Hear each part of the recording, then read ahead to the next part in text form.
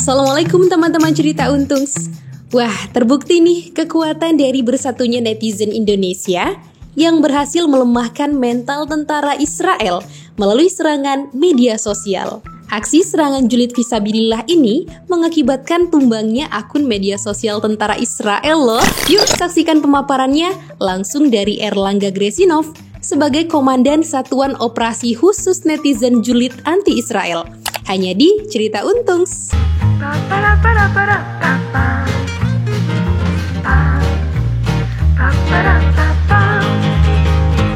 Langsung aja kita akan ketemu dengan Mas Erlangga Gresinov. Assalamualaikum. Waalaikumsalam warahmatullahi. Panggilannya apa kita kabarnya? Panggilannya Grace. Grace ya. Oke, Mas Erlangga, ini sesuatu yang mungkin awalnya nggak direncanakan nggak di awal. Betul, sama sekali nggak ada. Awalnya memang pas dimulai invasi Hamas itu di tanggal 7 Oktober, itu dari akun saya itu mulai bikin ini ya, semacam informasi dan update berita yang terjadi di sana. Sampai pada suatu ketika waktu itu saya cek Instagram gitu. Kalau di Instagram kan ada tuh, kalau kita lihat dari lokasi kan ketahuan tuh ada dari mana fotonya. Nah, waktu itu saya iseng nih lihat yang dari Gaza. Gitu. Ternyata di situ ada tentara IDF yang lagi selfie gitu kan, yang menunjukkan kesenangannya gitu di antara reruntuhan itu. Dan pas saya lihat komentar kok malah banyak yang istilahnya mendukung gitu. Ini kalau netizen Indonesia ikutan ya habis nih mereka nih. Dan sebenarnya kalau kita lihat dari postingan, ya, kita pikir paling cuma ya orang Indonesia tuh biasanya perang komen ya kalau di kita. Tapi ternyata bagi mereka itu mengaruh ya. Maksudnya kenapa tadi mereka apa ya? Apa mereka baper banget atau gimana? Mungkin karena kebanyakan dari mereka kan anak muda juga gitu ya. Jadi segala hal yang terjadi di media sosial itu juga bagian dari kehidupan mereka gitu. Jadi ketika mereka katakanlah lagi stres, aduh ini ngelawan Hamas di dunia nyata, pas mereka pengen istirahat buka Instagram kena serang gitu, wah stresnya makin menjadi-jadi kalau seperti itu. Mereka mau relaksasi di mana gitu ya? Buka handphone nggak bisa, di lapangan juga perang. Nah, stepnya apa sih yang paling benar untuk jadi seorang netizen julid? Apa komen doang? Apa report? Operasi yang pertama itu namanya Stand with Sirewel. Maksudnya, jadi kita sebagian dari kita teman-teman boleh memilih bahwa di operasi ini teman-teman seakan-akan mendukung Israel lewat DM mereka gitu. Jadi kita berusaha untuk mendapatkan kepercayaan mereka gitu. Jadi mereka cerita semakin banyak, jadi dari situ akan tergali semakin banyak informasi. Dan kalau misal mereka memberikan informasi yang istilahnya private, itu bisa kita manfaatkan. Itu padahal host yang bilang menantang negara-negara Arab, kan pasti itu kan? Itu baru yang pertama. Kita ada 4 operasi khusus lainnya. Itu jangan diberi semua. Ada perlu dikasih tahu lagi. Oh, caranya begini, hati-hati kalau ditanya gitu kan. Ibaratnya salah satunya itu gitu ya. Tapi justru di sini di sisi senjata modern canggih gitu ya. Tapi di sisi manpowernya dapatnya yang mentalnya agak kurang. Ada yang paling impact yang paling besar apa? Akun tumbang, dihack waktu itu sama tadi yang minta maaf. Jadi apapun effort teman-teman semuanya ya, walaupun itu kecil kelihatannya, tapi impactnya besar teman-teman semua. Jadi jangan putus untuk melakukan itu gitu. Jadi secara nggak sadar kita ini sudah membuat semacam gerakan di mana Israel, kemudian warga-warganya, kemudian juga para tentaranya, mereka pun sadar bahwa ternyata mereka dibenci oleh banyak orang gitu. Dan Indonesia adalah tempat yang tidak bisa diremehkan untuk itu. Apalagi pernah ada ancaman buat Indonesia kan, dulu pernah ada statement kan, Indonesia akan digazakan dulu kan gitu. Malah tambah ganas, tambah marah Indonesia gitu kan gitu. Nah, ini juga kelihatan bahwa Israel yang kita pikir kuat, besar, nggak taunya bisa juga dikalahin begitu ya. Tapi mental mereka ternyata lemah-lemah juga gitu. Kalau misalnya ini kan perorangan gitu, ada keinginan nggak untuk nembak yang lebih besar gitu? Apa IDF-nya gitu? Diserang nggak sih IDF-nya juga? IDF diserang juga. Diserang. Tapi nggak tumbang-tumbang tuh akunnya. Ya mungkin karena banyak juga yang komentar positif juga ya, jadi mungkin lebih berimbang di sana. Atau memang secara keanggotaan di platform sosial medianya dia spesial kali ya? Spesial bisa jadi spesial gitu. Kali. Kalau itunya sendiri, setan Yahunya nggak diserang juga? Agak sulit ya kalau dianya juga, karena apa ya, dari kalau aku pribadi menganggap Netanyahu itu semacam Firaun zaman ini. Iya. Oh gitu? Iya. Kenapa emang? Pernah waktu itu ketika di tahun 2010 kan dia juga mengalami sebuah gangguan kejiwaan di mana otomatis dia harus mendapatkan penanganan dari psikiater. Nah, cuman yang menjadi plot twist adalah psikiaternya bunuh diri. Oh itu. Karena nanganin dia. Tapi ada juga yang beranggapan bahwa sebenarnya dia itu nggak bunuh diri karena beliau tahu banyak rahasia Netanyahu. Iya, itu juga bisa jadi argumen karena ada juga sebuah penelitian yang khusus untuk merangkum profil dari kejiwaan Netanyahu ini, dan salah satu kesimpulannya adalah bahwa Netanyahu ini punya ke arah psikopat. Oh, gitu. Jadi dia nggak segan membunuh, nggak segan untuk menyingkirkan lawan yang berbeda pandangan seperti itu. Makanya dia ngelakuin dengan Gaza kayak nggak ada kemanusiaan. Oh, emang dia ya begitu tipenya berarti emang tipe-tipe orang Israel ya, psikopat juga ya. Udah kalau gitu tapi kalau misalnya yang nyerang netizen segitu banyak sih kayaknya juga jawab satu-satu. Tapi pakai admin pasti udah kayak gitu ya. Pasti pakai admin. Dianya mah tetap ngebunuh-bunuhin orang. Mungkin yang repot adminnya aja. Adminnya aja repot ya. Dan saya rasa netizen Indonesia ini nggak takut ya kalau menyerang. Kalau serang aja, maksudnya nggak dikomandoin, tapi serang aja gitu kalau mau gitu ya. Tapi ini unik ya sebenarnya, di mana Yerusalem yang dibilang waktu itu oleh Donald Trump sebagai ibu kota dari Israel gitu, dan Palestina dalam posisi akan dihilangkan dari peta, karena kalau peta resmi dunia tuh Palestina udah nggak kelihatan, yang ada Israel kan gitu kan. Betul. Tapi justru seluruh dunia mengibarkan bendera Palestina sekarang. Jadi seluruh dunia tuh udah secara de facto mengakui ada negaranya dong berarti kan gitu kan. Berpihak kepada Palestina gitu jadi secara udara udah kayak people power nih, semua mendukung Palestina dari secara opini. Nah, sekarang secara sosmed juga yang memihak Palestina jadi tambah banyak, apalagi netizen Indonesia kan. Dan ternyata negara lain juga ada ya yang ikutan. Dari Malaysia saudara kita pun juga ikutan. Untuk Malaysia. Kalau dia namanya, kita kan netizen di sana, apa namanya? Tentara Bawang Malaysia. Kok bawang ya? Kalau dengar istilahnya kalau orang ngejulit di dalam konteks Malaysia itu kan sambil ngupas bawang gitu ya.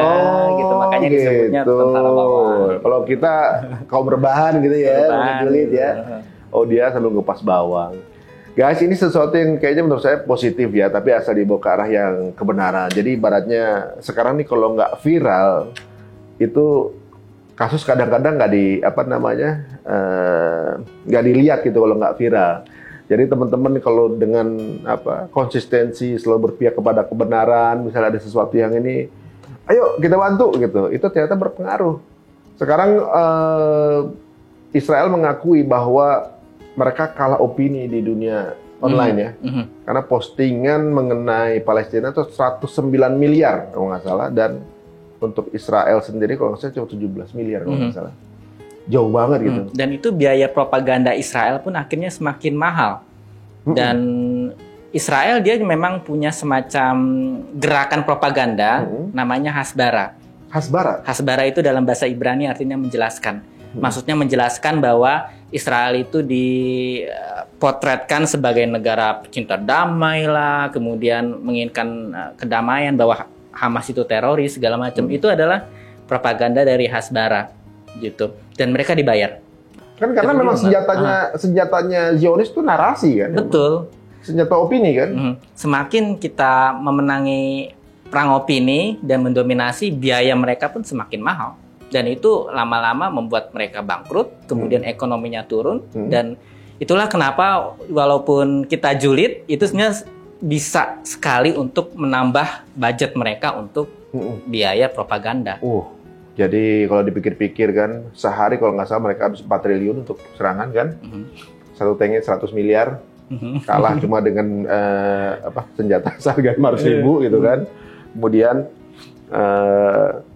dari Amerika suplainya sudah berkurang dan mau ada minta patungan biaya perang sama warga Israel, menunjukin bahwa ternyata ekonomi berpengaruh juga dalam peperangan ini. Betul, pengaruh. Dan memang ada impact yang sangat besar terhadap perekonomian Israel saat ini.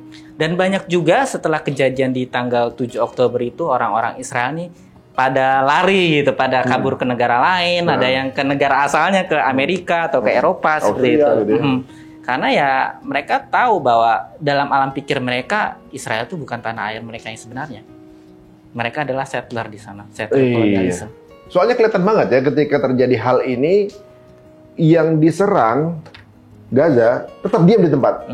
Maksudnya menolak untuk menyerah gitu ya. Karena itu tanah air mereka. Ya kan tanah mau lari kemana kan tanah air mereka gitu. Sedangkan mereka yang posisinya mereka nyerang, tapi penduduknya pada kabur.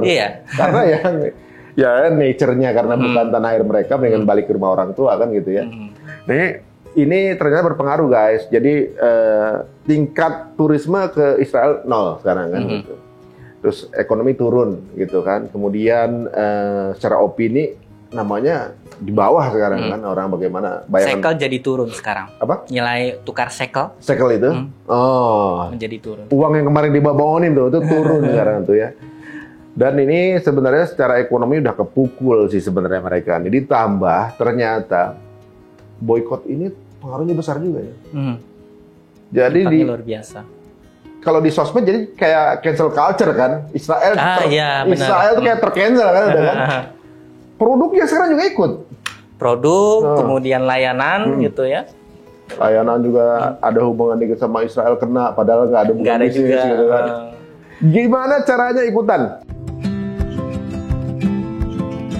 Caranya ikutan simple aja. Kita punya berbagai kanal di media sosial, terutama kalau dari saya pribadi itu lewat Twitter gitu ya. Jadi follow aja Twitternya. Boleh gitu ya. Boleh follow Twitter saya di @Gresinov. Di situ hampir tiap hari saya biasanya update gitu untuk yang terbaru mengenai target julitan kita gitu. Tapi mungkin kedepannya kita akan punya strategi baru mengenai itu. Maksudnya berarti memang people power tuh kuat gitu ya, dan mesti diorganize dengan baik dan juga dengan tujuan yang baik juga tuh insya Allah. Dan mudah-mudahan ini adalah salah satu pintu untuk kita ngelihat bahwa ternyata rakyat tuh punya suara dan punya senjata gitu ya. Walaupun senjatanya bukan senjata gitu ya. Senjatanya ini dan ini gitu guys gitu. Dan satu jempol kalian gitu ternyata mempunyai impact yang besar juga untuk saudara kita yang ada di Palestina gitu. Kok julid dibolehin? Boleh lah orang mereka jajah, gimana sih? Kalau Mas Gres sendiri nih secara pribadi ketika ngelihat Palestina dibombardir rasanya apa? Tentu itu adalah sebuah saya merasa sangat tragis gitu ya, merasa sangat sedih dengan apa yang terjadi di sana karena itu adalah merupakan suatu kejahatan genosida kita bilangnya. Karena apa? Genosida ini adalah sebuah kesengajaan untuk menghapus ras tertentu, menghapus penduduk dari wilayahnya, dan ini adalah suatu kejahatan yang paling jahat yang pernah dilakukan oleh umat manusia, dan tidak ada kejahatan lain yang lebih parah selain genosida. Dan itu adalah kejahatan terhadap kemanusiaan. Makanya disebutnya crimes against humanity. Ya, insya Allah. Jadi kalau kita lihat ya guys, di dunia modern kayak gini masih ada kayak gini juga ya. Waduh, ini luar biasa ya. Jadi kalau dibandingin sama kita julid ke mereka ya apa bandingannya sama genosida kan? Iya, nggak boleh julid. Bunuh itu. Mau jutaan orang ikut julid nggak ada tandingannya sama bulu satu nyawa kan? Betul. Ini parah banget ya. Tapi ini sebuah ini nggak sih, Mas Gres? Sebuah perubahan nggak sih ibaratnya? Dulu seolah-olah Muslim itu adalah teroris kan, secara opini. Tapi ini era diangkat derajatnya sama Allah ibaratnya, dibuktikan gitu ya bahwa yang jahat itu kan sebenarnya ibaratnya selama ini terfitnah gitu. dan salah satu yang mengkelirkan dan juga membuat kedigdayaan itu ternyata enggak sedigdaya itu, lemah juga. Itu netizen juga gitu. Apakah ini eranya ini untuk membersihkan nama baik gitu ibaratnya? Saya yakin ini adalah era yang tepat. Karena apa? Karena kalau dulu kan kita memang media utamanya seperti televisi, radio, itu kanal-kanal yang memang dikuasai oleh media Zionis, media Barat. Jadi berbagai narasi yang muncul di televisi yaitu yang sudah dikunyah oleh para Zionis untuk kita nikmati gitu. Sedangkan sekarang bola bisa bergulir dengan ganas kemana aja. Jadi kita nggak bisa memprediksi ke arah mana nanti narasinya berkembang, karena di media sosial saat ini kan sudah sangat banyak begitu ya yang mulai membela Palestina dan Israel. Bisa apa selain menambah budget propaganda mereka, mereka harus rekrut agen-agen Hasbara gitu. Semakin banyak yang bersuara, waduh harus bayar orang lagi nih buat nge-counter. Jadi sebenarnya yang kita lakukan ini sangat berguna, terutama untuk menghabiskan uang Israel. Mereka, ya. Itu. Intinya. Tapi memang kalau kita lihat ya dulu seolah-olah mereka punya cara yang mudah untuk nyetir opini ya. Betul. Media Barat, semua di Barat saya rasa taunya Islam teroris. Karena dengan media mereka kan, dengan media yang mereka punya, kemudian mereka bisa menyamakan opini gitu kan. Termasuk dengan kondem seolah-olah mengutuk semua serangan yang tanggal 7 itu gitu kan. Bahwa kalau secara fakta sejarah gitu Islam kan ibaratnya nggak pernah mulai perang dunia gitu, kemudian genocide nggak pernah dilakukan orang Muslim gitu kan. Kemudian kayak pembunuh dari zaman dulu ada Hitler, ada apa lagi Stalin, Mao Zedong segala macam, nggak ada yang orang Muslim, tapi Islam dianggap teroris gitu ya. Maksudnya itu adalah sebuah framing yang sudah dilakukan dari awal mulanya ada namanya media tahun 40-an. Ketika di era ini sedang bergerak gitu dan Mas Grace berada di dalamnya gitu, rasanya gimana? Rasanya jadi nggak sabar menunggu keruntuhan Israel. Gini kemarin udah mikir. Kalau Israel runtuh, bikin lagi kiamat ya. Gak apa-apa, udah emang mesti runtuh. Saya udah gemes ya ngeliatnya ya. Karena kalau dari saya pribadi merasa bahwa Israel itu tidak bisa diruntuhkan dengan senjata, tetapi dari people power. Emang benar ya. Seperti itu. Karena kalau kita tahu ya, berarti negara Arab nih kaya-kaya. Negara Arab bahkan lebih kaya dari Amerika kan gitu kan. Negara Arab, peradaban Arab nih kaya-kaya, tapi nggak ada yang berani lawan Israel. Yang berani lawan Israel malah yang paling miskin. Ya. Negaranya nggak punya air, nggak punya ini, malah satu-satunya negara yang berani ngeroket dia doang. Jadi kadang-kadang teman-teman kita banyak diajarkan sama teman-teman di Gaza, nggak punya apa-apa, cuma punya Allah, berani ngelawan Israel. Kita tunggu aja dengan tanpa apa-apa itu, apakah benar runtuh nggak tuh kedigdayaan Israel. Karena kalau sampai kalah, berarti kan kayak sistem ekonomi yang dia bangun itu nggak sekuat-kuat juga ya. Sistem perbankan yang dibangun, sistem politik yang dibangun, senjata mutakhir kita nggak ada apa-apanya. Kemarin juga sempat ada kabar kalau perusahaan telekomunikasi di Israel itu lagi menghadapi serangan hacker gitu. Ya Bezek namanya, dan itu jadi komunikasi mereka jadi terhambat gitu kan. Itu serangan cukup parah yang mengakibatkan keruntuhan jaringan kemarin. Dan ada juga hacker yang berhasil ngeretas Iron Dome kan yang di Turki itu kan. Yang kemudian dicari sama Mossad sampai ke Turki. Berarti sebenarnya mereka tuh nggak kuat-kuat amat ya. Kalahnya sama ibu-ibu di rumah, Bu. Nah, yang suka nonton drakor sama ngepost komen. Nah, ibu-ibu tuh yang ngalahin tuh, asal jumlahnya banyak gitu ya. Nah, sebenarnya kalau boleh tahu jumlah yang udah kena gempur berapa sih, Dev? Berdasarkan dari yang udah aku kumpulin sejauh ini itu sekitar 150 orang lah. Ya. Yang udah secara literally nyerah itu gitu. Aku yang ngumpulin. Aku yang ngumpulin itu segitu. Tapi kan ada di luar sana yang mereka punya jaringan sendiri. Setelah ini viral kan banyak tuh masing-masing dari mereka cari sendiri, bikin grup sendiri gitu kan. Cara nyarinya gimana? Bisa cari lokasi yang tadi yang di Gaza di Instagram itu, atau juga bisa ke Twitter. Di situ juga aku kasih banyak ini referensi akun-akun IDF di situ yang bisa teman-teman kunjungi. Enggak, misalnya ini referensi dikasih udah semua. Aduh, udah lapar banget emang gak ada kerjaan lain gitu kan. Gue ngebully siapa lagi gitu kan. Cara nyarinya apa? Tinggal location, cari aja Gaza, di situ yang ngeposting siapa, lokasi, lihat aja situ. Bisa gak gitu? Itu bisa. Terus ada juga cara lain. Kalau di Instagram, biasanya kalau akun-akun militer itu pasti berhubungan satu sama lain. Misalnya IDF, dia followingnya itu bisa aja kayak dia following brigade atau batalion mana, dia juga bikin itu loh, bikin akun Instagramnya sendiri, batalion itu.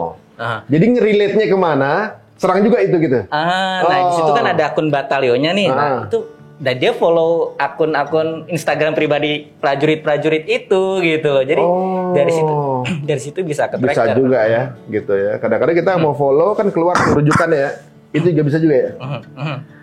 Tapi ada juga guys, kalau teman-teman lagi mau nyerang IDF, itu kan versi menurunkan kredibilitas mereka di dunia online ya. Tapi jangan lupa untuk dukung mereka yang pejuang-pejuang Palestina, influencer Palestina, si Mota, siapa aja gitu yang menyuarakan itu. Jangan lupa untuk di like juga, di komen juga, karena akan membuat algoritma mereka nongol dan infonya lebih banyak kebaikannya ke ke dunia gitu. Jadi kalau kita lagi nge-head ke sana, nge-love-nya ke sini. Jadi kalau secara algoritma kalah tren mereka kan gitu. Ya namanya yang punya platform pasti kan cari cuan. Mau dia tutup ini cuannya di sini, bingung deh kan. Aduh, cuannya lagi bela Palestina gimana ya? Dia bingung kan gitu. Nah, Mas, ini kan ibaratnya yang diserang ini kan nggak kaleng-kaleng sebenarnya. Pernah nggak ada yang nyerang Mas juga? Nyerang secara personal ada yang ngelaporin ke polisi, ada juga ke polisi. Iya. Atas dugaan apa? Ya itu, atas dugaan telah mendoxing. Tapi yang ngelaporin Indonesia dong? Yang laporin tentara Israel di sana. Bagaimana bisa nyampe ke sini gitu? Nah, itu dia gitu. Mau pakai Interpol nggak ada hubungan bilateral, bingung juga tuh. Tapi orang sini ada nggak yang nyerang? Orang sini ada, cuman memang kalah tren, lebih banyak kita yang bela dia. Biasanya kalau ketahuan nih bela Israel langsung kena hujat dengan sendirinya. Nah, gampang aja sebenarnya kalau lagi nyerang, kemudian ditaruh aja di postingan. Ini orang ini nyerang saya nih. Habis juga tuh. Iya. Aduh, lagi enak di posisinya nih kalau gitu. Nah, tapi ada ketakutan nggak sih? Secara pribadi takut kenapa apa gimana gitu. Tadi ada tamu kita di sini nih yang juga ngefans sama beliau gitu. Tapi beliau ada yang ngancem nggak ya, saya takut dia nih soalnya terekspos gitu. Ya kalau gila ini dunia online gitu kan. Tapi ada ketakutan nggak pribadi? Kalau ketakutan ya jelas ada. Yang namanya kita berjuang tentu ada risiko yang kita hadapi ya, termasuk kayak pengancaman seperti apa gitu, dan ya memang harus bersiap gitu dengan risiko yang ada. Seperti itu. Nah, teman-teman semua, ternyata pejuang online kita satu ini sehari-hari juga merupakan seorang guru ya gitu. Ngajar di mana? Kebetulan sekarang kan wira swasta ya, kursus bahasa, kursus bahasa asing dan bahasa apa aja? Bahasa Ibrani juga? Bahasa Ibrani lagi buka nih kebetulan. Ternyata ini jadi peluang juga. Iya. Akhirnya karena kalau kepengen tahu mereka ngobrol apa, bahasa Ibrani juga. Betul. Ya. Dan penting juga loh untuk tahu belajar bahasa musuh gitu, karena ya itu bagian dari kita memahami cara berpikir mereka, pola pikir mereka gitu. Jadi kita ini tidak sekadar tidak mengenal musuh, tapi kita tahu seluk-beluk mereka sehingga kita tahu benar apa yang kita musuhi. Ya, ternyata ini juga yang dirasakan sama pihak Israel juga, nggak mempelajari bahasa Arab. Malah ternyata nggak tahu kata-kata tersirat yang keluar yang akhirnya banyak terjadi kekalahan perang. Waduh, bahasa apa aja Mas Dian di situ? Ada 15 bahasa. Wih, apa aja? Inggris, Mandarin, Prancis, Rusia. Jadi Prancis, Inggris, Italia, apa lagi? Ada bahasa Italia, kemudian bahasa Thailand, Rusia. Thailand juga? Thailand ada. Nah, harapannya apa Mas ke depannya untuk situasi yang ada sekarang? Secara general, saya berharap agar situasi di Gaza bisa segera kembali normal. Kemudian kalau bisa gencatan senjata diperpanjang aja terus sampai waktu yang tidak ditentukan. Dan dari situ kita jadi berusaha untuk mengusahakan kemerdekaan Palestina dengan cara selain dari angkat senjata gitu. Gitu, kita pakai cara yang lain yang mana itu bisa meruntuhkan mental, kemudian politik gitu. Walaupun sebenarnya perlawanan bersenjata rakyat Palestina itu sangat amat wajar dan dapat dibenarkan. Karena itu adalah sebuah bentuk pendudukan, penjajahan dan wajar dibalas atau dilakukan dengan kekerasan bersenjata sebagai cara melawannya. Dan ternyata sekarang terlihat bahwa people power itu pengaruhnya sangat kuat sekali ya. Itu ya, ini kuatnya dari secara opini, seluruh dunia akhirnya paham bahwa ini penjajahan udah terjadi 75 tahun. Ternyata dunia barat banyak yang belum tahu itu, ternyata selama ini ditutupi. Baru paham Palestina itu bagaimana, warganya ternyata sangat resilient gitu ibaratnya. Walaupun diserang seperti itu masih berterima kasih sama Allah gitu ya, luar biasa. Terus kemudian pemboikotan yang ternyata juga berpengaruh ke turunnya 70% pendapatan dari suplai ke Israel, ternyata pengaruh ya. Masyarakat ini luar biasa. Itulah persatuan yang luar biasa. Mudah-mudahan apa yang kita lakukan ini diganjar pahala semua ya, Mas ya. Amin, amin. Dan mudah-mudahan cepat dapat jodoh juga. Amin. Jadi kalau mau follow akunnya apa aja, Mas? @Gresinov di Twitter, kemudian di Instagram. Instagram sama? Sama. Oh, saya follow Gresinov, sama di TikTok erlangga.gresinov. Itulah dia tadi akun-akunnya. Untuk yang baru tahu, baru dengar dan mau ikut serta, monggo silahkan. Siapa tahu ya jempol kalian lebih bermanfaat daripada PBB. Makasih waktunya Mas Gres. Ya, makasih banyak. Dan teman-teman kalau dirasa penting, monggo silakan di-share sebanyak-banyaknya. Terima kasih untuk selalu support akun kita, Ide Cerita Untung. Assalamualaikum warahmatullahi wabarakatuh.